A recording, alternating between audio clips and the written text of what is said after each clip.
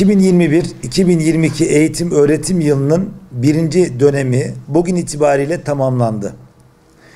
470 bin öğrencimiz ve 26 bin öğretmenle yüz yüze şekilde tamamladığımız birinci yarı yılda 40 binden fazla öğrencimiz ilk kez karne heyecanı yaşadılar. Bazı sınıflar düzeyinde kısmi kapatmalar haricinde genel salgın tehdidine rağmen birinci dönemi yüz yüze eğitime devam ederek sonlandırmış olmamız oldukça değerlidir. Bitirdiğimiz dönem içerisinde okullarımızın yaşadığı bazı sorun ve sıkıntıların ikinci dönemde tekrar etmemesi adına tedbir almamız, çözüm odaklı bir yaklaşımla değerlendirmelerimizi yapmamız önem arz etmektedir. Birinci yarı yılın başında yık yap kapsamına alınan 12 okulumuzun öğrencilerinin başka okullara aktarımı eğitim ve öğretim kalitemizi olumsuz etkilemiştir.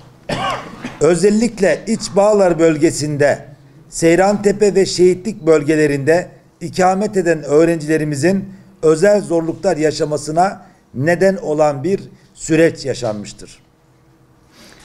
İşkur kapsamında görevlendirilen temizlik personelleri yeterli olmamış, okullarımızın temizlik sorunu giderilememiştir. 1755 okulumuza planlanan 599 temizlik personeli ihtiyacı karşılayamamış, okullar kendi kaderine bırakılmıştır. 1 Mart 31 Mayıs tarihleri arası göreve başlayacak 398 temizlik personeli duyurusu ikinci dönemini bir nebze daha temiz geçirmemize katkı yapacaktır. İşkur kapsamında güvenlik görevlisi görevlendirilmemesi bazı okullarımızda güvenlik kaygısıyla eğitim öğretime devam etmemize neden olmuştur. Kış mevsiminin olumsuz hava şartları kalorifer ateşleyicisi eksikliğiyle birleştiğinde özellikle kırsal bölgelerdeki okullarımızın eğitim öğretim ortamlarında ısıtma problemi meydana getirmiştir. Özel eğitime erişime ihtiyacı olan bireylerin eğitim durumlarındaki sorunlar devam etmektedir. Yukarıdaki sorun tespitlerimizden hareketle yıkılan okullarımızın ihale süreçlerinin olabilecek en erken zamana takvimlenmesi, yeni yapılacak okulların önümüzdeki eğitim öğretim yılına yetişecek şekilde bütün önlemlerin alınması, yıkılan okullara kayıtlı öğrencilerin devam ettiği okullarda ulaşım sorunu çeken öğrencilerimizin servis ve ulaşım imkanlarının karşılanması, okulların temizlik ve güvenlik personeli ihtiyacının eğitim öğretim yılının başlangıç ve bitiş takvimine göre ayarlanması, okul kültürüne uyum, yapacağı işi sahiplenme adına iş durumunun kalıcı bir sürece evrilmesi.